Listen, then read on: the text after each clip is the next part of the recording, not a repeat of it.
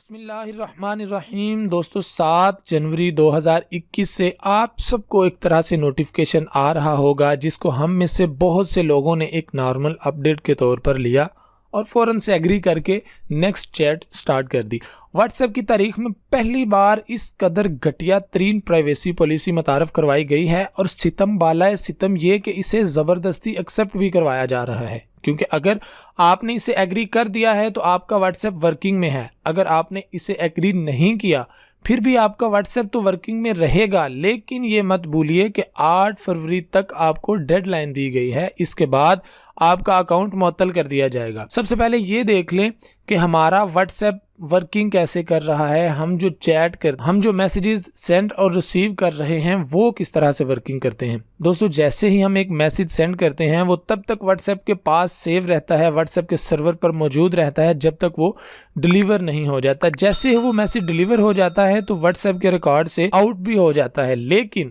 بالفرض آپ کا دوست جسے آپ نے میسیج کیا وہ 30 دن تک آن لائن ہی نہیں ہوا تو واٹس ایپ اپنے ڈیٹا سے اپنے سرور سے آٹومیٹکلی وہ میسیج ڈیلیٹ کر دے گا۔ So this is how WhatsApp deals with over messages and chats. So دوستو اب بات کرتے ہیں کہ واٹس ایپ نارملی ہماری کون سی انفارمیشن سٹور کر رہا ہے۔ واٹس ایپ ہماری ڈیوائس انفارمیشن، ہمارا کنیکشن، اس کی سپیڈ، اس کی تمام قسم کی انفارمیشن، بیٹری سے متعلقہ information, app version, operating system, حتیٰ کہ براؤزر سسٹم بھی ہمارا واٹس ایپ کے پاس بطور ریکارڈ موجود ہوتا ہے کہ ہم کون سا موبائل یوز کر رہے ہیں، کون سا سافٹ ویئر ورژن یوز کر رہے ہیں، حتیٰ کہ آپریٹنگ سسٹم اور براؤزر سے متعلق انفارمیشن بھی واٹس ایپ کے پاس ہوتی ہے۔ دوستو ہم سب جانتے ہیں کہ 2014 سے واٹس ایپ کو فیس بک کمپنی نے خرید لیا تھا، اور فیس بک پالیسی، پرائیویسی پالیسی اس کی کیا ہے، کتنی اسٹرانگ ہے، یہ جو کچھ فیس بک کے ساتھ پچھلے 5 سالوں سے ہو رہا ہے ہم سب نے دیکھا۔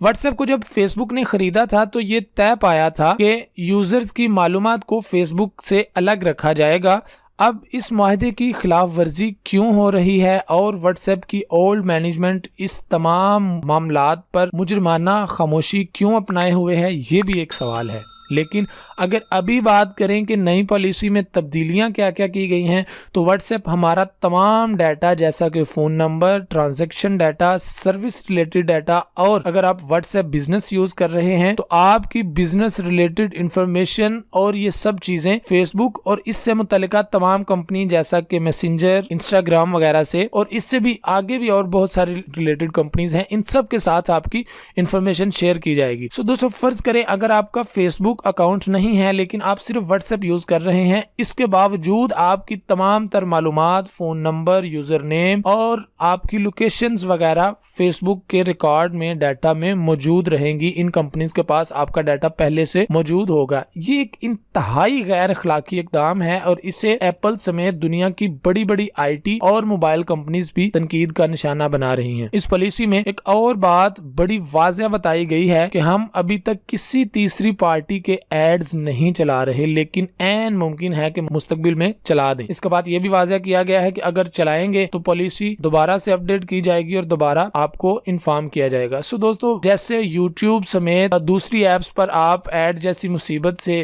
دوچار ہوتے ہیں، مستقبل میں واٹس ایپ پر بھی یہی سب کچھ آپ کو نظر آئے گا اور یہی سب ہونے جا رہا ہے۔ اس کے ساتھ ساتھ دوستو واٹس ایپ نے ایج ریسٹرکشن بھی لگا دی ہے، جس میں آپ کو واٹس ایپ اکاؤنٹ بنانے کے لیے کم و بیش 16 سال عمر درکار ہے۔ اس سے کم عمر بچوں کے لیے واٹس ایپ اکاؤنٹ بنانا الاؤ نہیں ہوگا۔ یہ ایج لمٹ جو ہے یہ 16 سال ایشیا کے لیے رکھی گئی ہے اور 13 سال یورپ کے لیے۔ یورپ میں 13 سالہ بچوں کو الاؤ ہوگا کہ وہ اکاؤنٹ بنا سکیں۔ آخری اور سب سے اہم بات، واٹس ایپ بغیر کسی نوٹیفیکیشن کے آپ کا اکاؤنٹ بین بھی کر سکتا ہے۔ سیم بالکل اسی طرح جیسا کہ آپ کمیونٹی سٹینڈرڈ کے نام پر آپ کے اکاؤنٹس فیس بک پر بین ہوتے ہیں، آپ کو 30 دن کے لیے، 45 دن کے لیے، 60 دن کے لیے آپ کا اکاؤنٹ بین کر دیا جاتا ہے، آپ لائیو نہیں آ سکتے، آپ کا لائیو سیشن بین کر دیا جاتا ہے۔ بالکل اسی طرح سے فیس بک کی طرح واٹس ایپ بھی سارے قوانین اب لانے جا رہا ہے کہ واٹس ایپ بغیر کسی نوٹیفیکیشن کے آپ کا اکاؤنٹ بین کر سکتا ہے۔